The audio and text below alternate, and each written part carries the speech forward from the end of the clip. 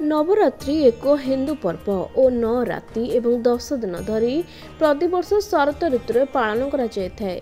तात्विक भाव में 4टी ऋतुकालीन नवरात्रि रही।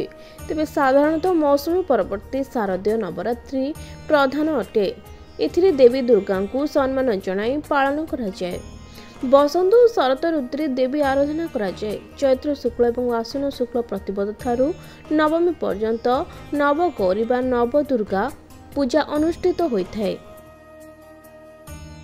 एही नवरात्र पूजार सप्तम दिन में कालरात्रि रूप में पूजा पाती जगत जननी माँ दुर्गा।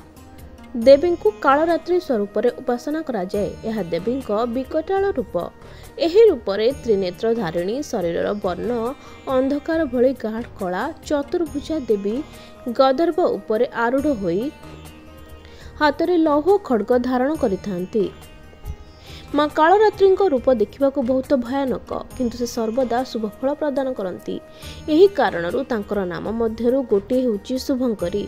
तेणु भक्त माने माँ प्रति भयभीत कि आतंकित हेबा आवश्यकता नहीं।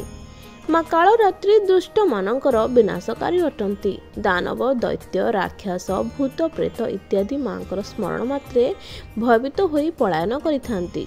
से ग्रह बाधार मध्य दूरीकरण करती। तांकर साधक अग्नि भय जल भय पशु भय शत्रु भय रात्रि भय इत्यादि को भय करते नहीं।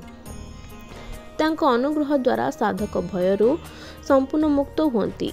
माँ कालरात्रि प्रतिमा को निज हृदय अवस्थापित करी जड़े व्यक्ति संपूर्ण उत्सर्गीकृत भाव में माँ उपासना करने उचित। से जम नियम एवं संयमर संपूर्ण भाव में अनुसरण करा उचित। मन वचन एवं शरीर शुद्धता बजाय रखा उचित। से हेउचंती शुभंकरी देवी। तांकर उपासना फल मिलुथिबा शुभ लाभ एते जे अधिक तार गणना करा जाय परिबो नाही। आमे तांकर निरंतर स्मरण ध्यान करिबा एवं उपासना करिबा उचित।